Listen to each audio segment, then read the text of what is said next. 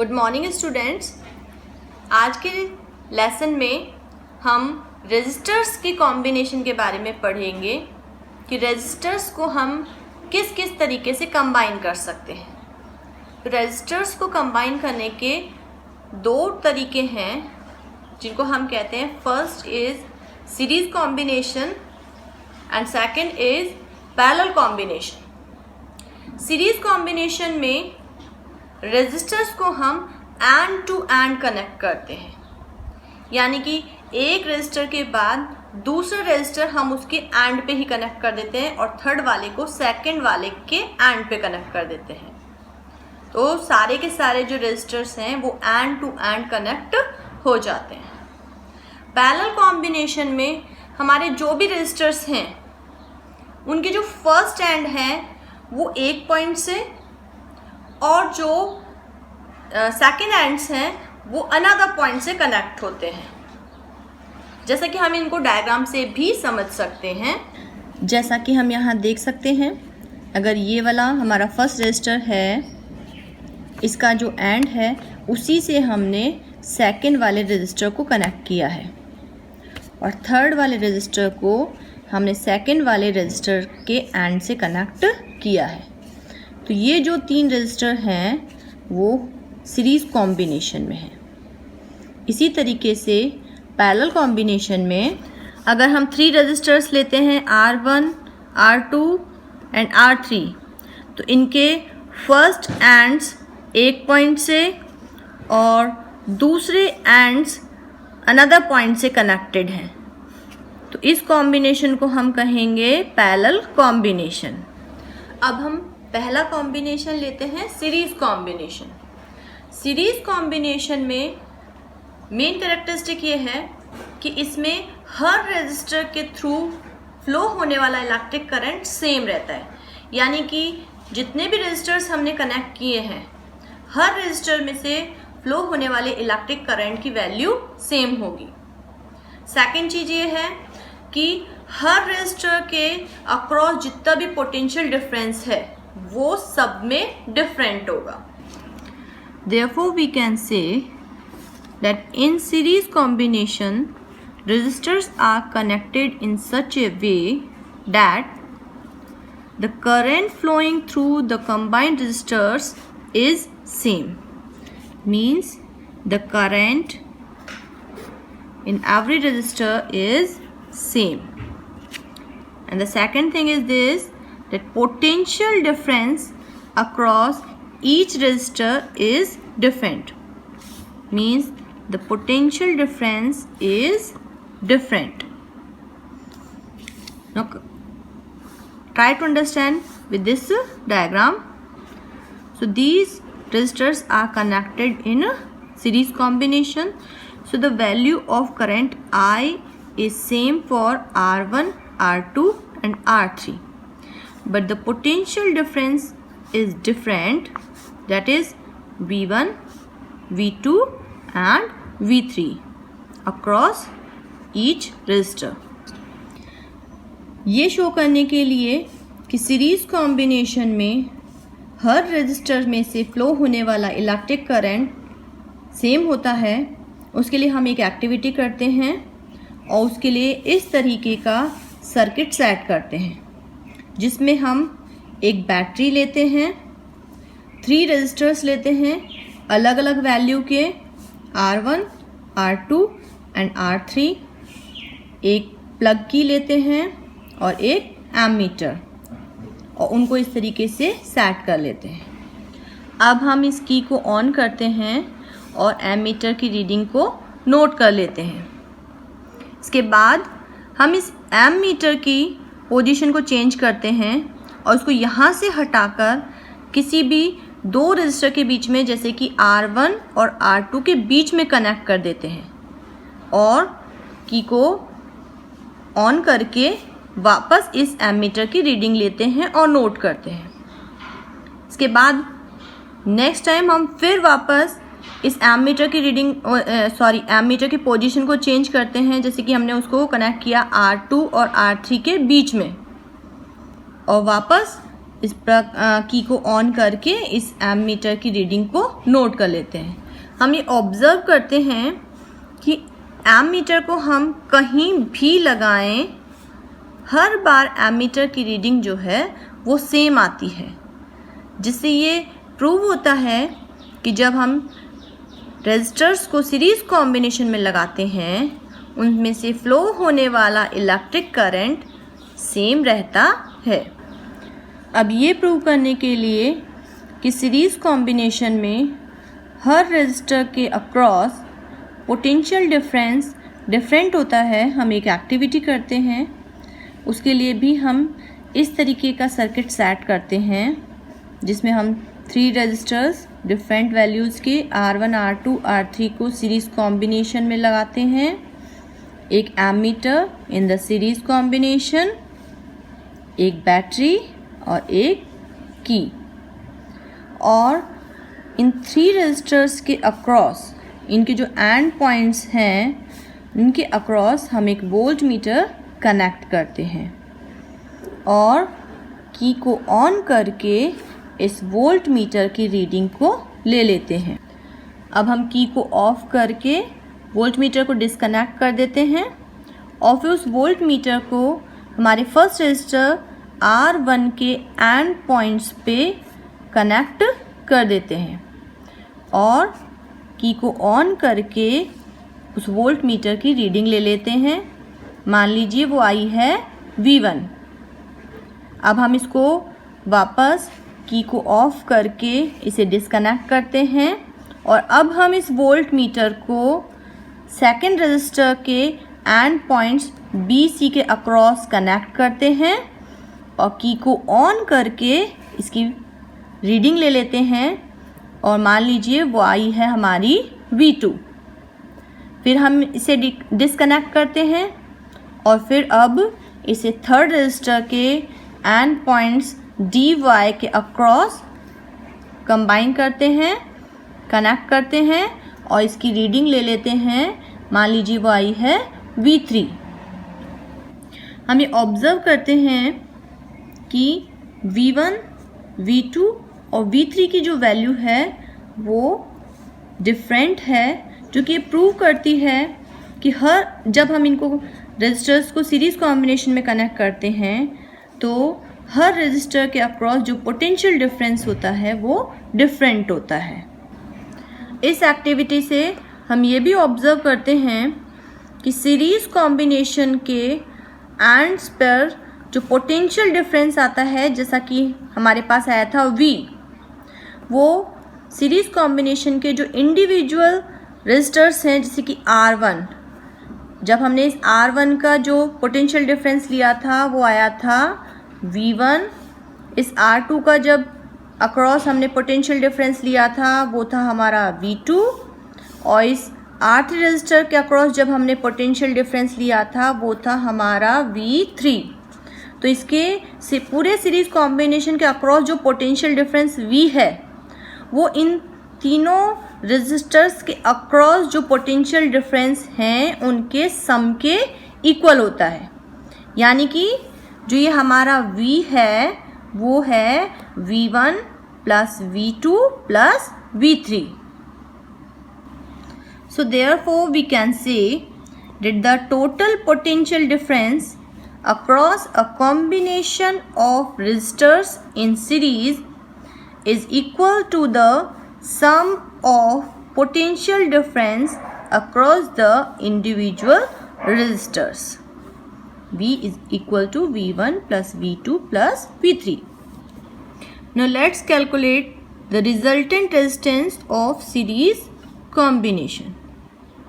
So according to the Ohm's law, V is equal to IR, where V is the potential difference across the series combination, I is the electric current flowing through the circuit, and R is the resultant resistance. Now, according to this law, for each resistor, if we take the potential difference of first resistor R1 is V1, So the V1 is equal to IR1. For first resistor, the potential difference is V1 and the resistance is R1, and the value of electric current flowing through it is I, which is same for all resistors. For the second resistor, the potential difference across it is V2. So the V2 is equal to IR2. And according to this, V3 is equal to IR3. Now substitute all these three values.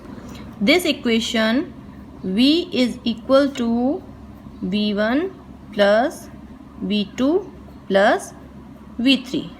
So according to this, what is the value of V? Is equal to IR.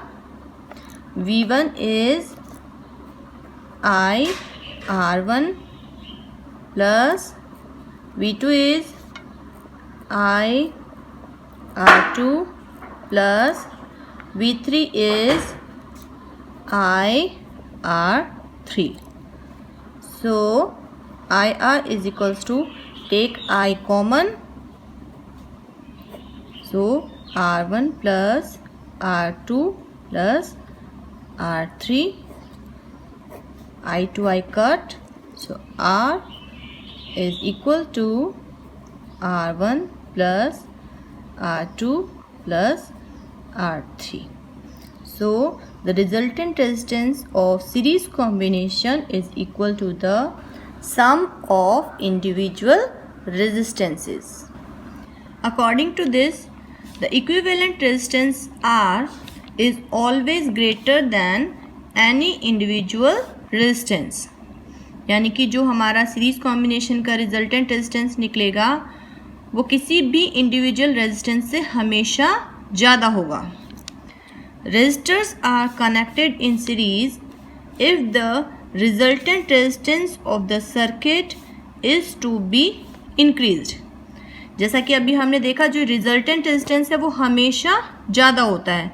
तो जहाँ कहीं भी हमें resultant resistance ज़्यादा चाहिए वहाँ हम resistors को सीरीज कॉम्बिनेशन में कंबाइन करते हैं ताकि हमें इंक्रीज्ड रिजल्टेंट रेजिस्टेंस मिल सके. अब हम देखते हैं डिसएडवांटेजेस ऑफ सीरीज कॉम्बिनेशन, कि अगर हम सीरीज कॉम्बिनेशन में रेजिस्टर्स को कंबाइन करते हैं तो उनके क्या डिसएडवांटेजेस हैं. फर्स्ट है कि अगर हम इनको, जो भी हमारे रेजिस्टर्स हैं, उनको सीरीज कॉम्बिनेशन में कनेक्ट करते हैं तो क्योंकि हमें पता है कि जो भी सीरीज कॉम्बिनेशन में कनेक्ट हैं उन सारे रेजिस्टर्स के लिए I की वैल्यू सेम होती है, पर अगर हम बहुत सारे कंपोनेंट्स उसमें कनेक्ट करते हैं और उनकी रिक्वायरमेंट अलग अलग है तब भी सबको सेम वैल्यू का करंट ही मिलेगा, तो वो अपने अकॉर्डिंग इलेक्ट्रिक करंट ड्रॉ नहीं कर सकते हैं. The current remains constant in a series connection, so electric components with different current requirement cannot be connected in series. Next है कि अगर सीरीज कॉम्बिनेशन दिया हुआ है और उसमें से कोई भी एक कंपोनेंट फेल हो जाता है, यानी कि अगर मान लीजिए एक रेजिस्टर कहीं पे भी फेल हो गया है तो आगे से वहाँ से वो सर्किट ब्रेक हो जाएगा और आगे वाले जितने भी कंपोनेंट्स हैं वो वर्क करना बंद कर देंगे. So if any one component fails then the entire circuit is broken and none of the component work. इसके नेक्स्ट है कि अगर हम सीरीज कॉम्बिनेशन में रेजिस्टर्स को कनेक्ट करते हैं तो उनके लिए सेपरेट स्विचेस नहीं होते हैं, वो सभी एक ही स्विच से ऑपरेट होते हैं. चलिए अब हम पैरेलल कॉम्बिनेशन की बात करते हैं. जैसा कि हमने सीरीज कॉम्बिनेशन में देखा था, वहाँ जो कॉम्बिनेशन के रेजिस्टर्स थे उनमें से फ्लो होने वाला इलेक्ट्रिक करंट हर रजिस्टर के लिए सेम था. पर हर रजिस्टर के अक्रॉस जो पोटेंशियल डिफरेंस था वो डिफरेंट था। पैरेलल कॉम्बिनेशन में इसको ऑपोजिट होता है। यहाँ पे हर रजिस्टर के अक्रॉस जो पोटेंशियल डिफरेंस है वो सेम होता है, पर हर रजिस्टर के लिए इलेक्ट्रिक करंट की वैल्यू डिफरेंट होती है। So in parallel combination the potential difference across the registers is same and the electric current flowing through the resistor is different। तो देखिए यहाँ पे हमने 3 रेजिस्टर्स लिए हैं और इनको पैरेलल कॉम्बिनेशन में अरेंज किया है। क्योंकि इन तीनों रेजिस्टर्स के एंड पॉइंट्स सेम हैं तो इनके अक्रॉस जो पोटेंशियल डिफरेंस होगा वो भी क्या होगा, सेम होगा। पर क्योंकि यहाँ से आने वाला जो इलेक्ट्रिक करंट है, मान लीजिए वो I है, वो I यहाँ पे 3 ब्रांचेस में डिवाइड हो जाएगा। तो यानी कि यहाँ से जो इलेक्ट्रिक करंट फ्लो हो रहे हैं उनकी वैल्यूज़ जो होंगी वो डिफरेंट होंगी। So to prove this that the potential difference across the parallel combination is same but the electric current for all the resistors are different, we will do an activity. For this we will set the circuit according to this diagram, in which we will set a battery, an ammeter, a plug key and the 3 resistors R1, R2, R3 in parallel combination and a voltmeter in the parallel of these 3 resistors. And then we will on the key and take the value of potential difference across this combination. Now we will disconnect the voltmeter and connect it with the first resistor R1 and note the reading. We will find that this time again the value of potential difference is V, means same. Now we will disconnect this voltmeter and connect it with second resistor R2 and note the reading, and then with R3 and note the reading. Again we will find that in both of them we will find the value of potential difference same, that is V. So in all these 3 resistors the value of potential difference is same, that is V. So this proves that in parallel combination the potential difference across each resistor is same. Now to prove the second property, that the electric current flowing through the each resistor of parallel combination is different, we will do this activity.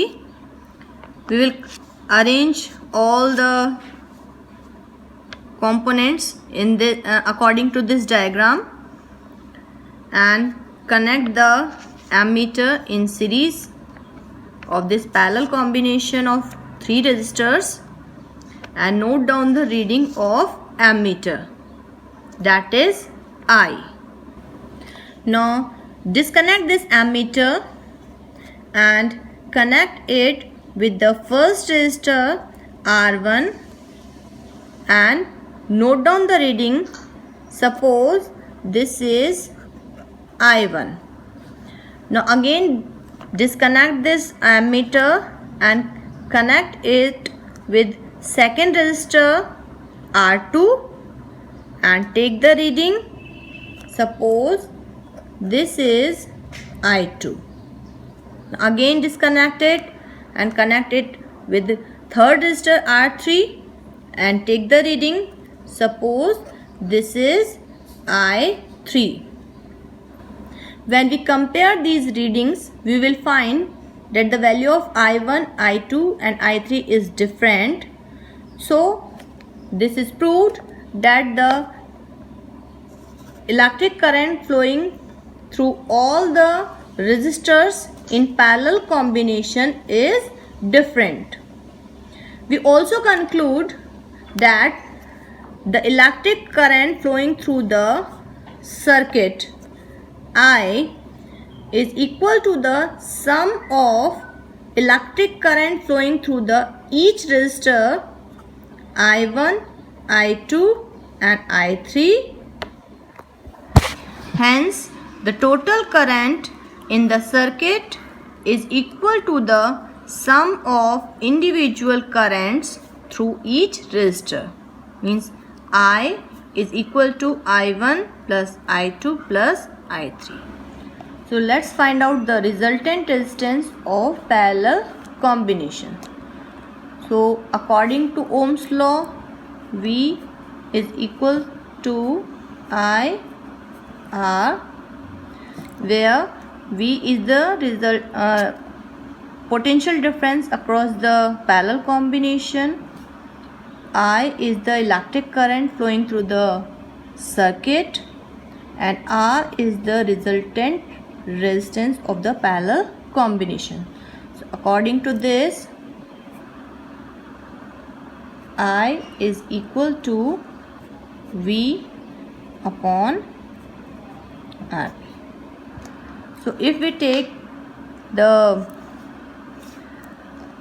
electric current flowing through each resistor, so in first resistor the value of electric current I1 is equal to V upon R1,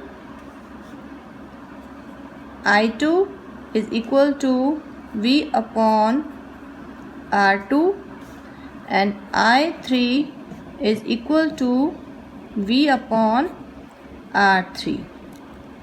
यहाँ हमने V की value same ली है सबके लिए, हर register के लिए, क्योंकि हमें पता है पैरेलल कॉम्बिनेशन में पोटेंशियल डिफरेंस जो है वो सेम रहता है. अब जैसा कि हमने अभी पढ़ा था that I is equals to I1 plus I2 plus I3. Now put these values in this equation.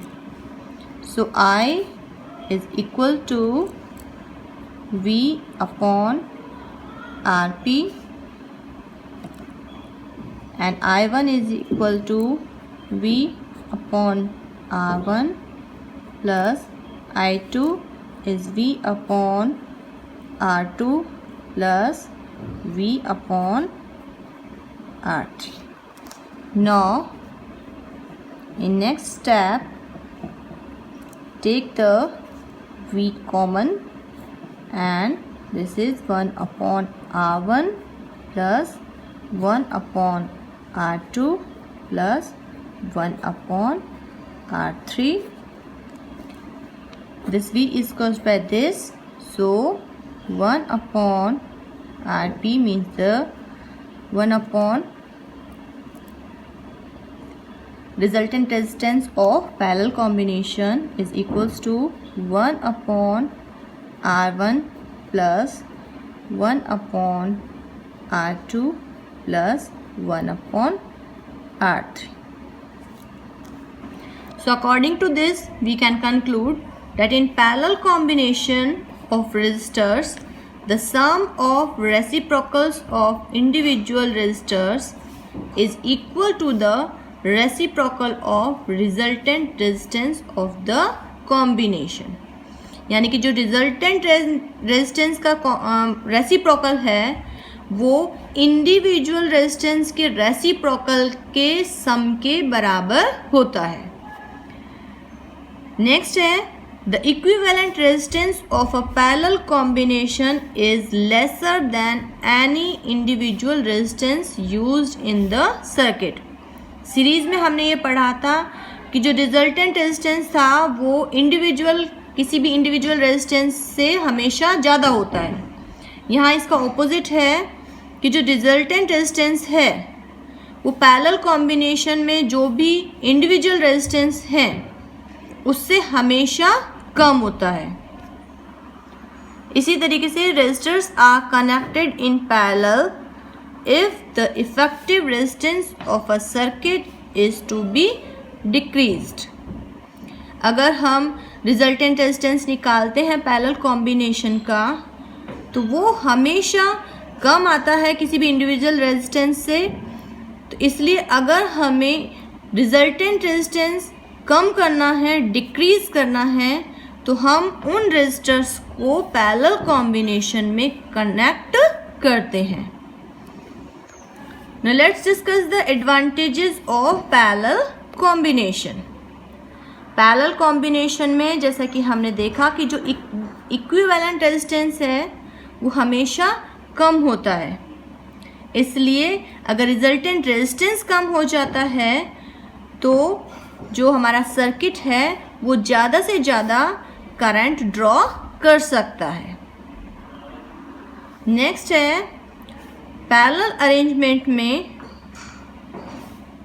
Total circuit current जो है वो वेरियस ब्रांचेस में डिवाइड हो जाता है। हमने देखा था कि सर्किट में जो इलेक्ट्रिक करंट होता है वो जितनी भी ब्रांचेस होती हैं उनमें डिवाइड हो जाता है, जितनी भी उसकी रिक्वायरमेंट होती है रजिस्टर की, क्योंकि रजिस्टर्स की वैल्यू डिफरेंट होती है, इलेक्ट्रिक करंट उनके अकॉर्डिंग डिवाइड हो जाता है। तो हम कह सकते हैं कि in parallel arrangement the total circuit current is divided through various branches, hence each branch draws appropriate current as per its own requirements through the potential difference across each appliance is same. Potential difference तो सभी का same रहता है, पर हर register यानी कि हर appliances जो हैं वो अपनी अपनी रिक्वायरमेंट के अकॉर्डिंग इलेक्ट्रिक करंट ड्रॉ कर लेते हैं।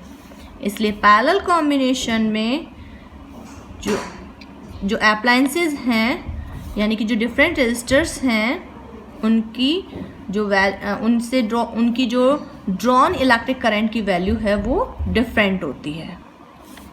इन parallel combination each appliance can be switched on और ऑफ सेपरेटली।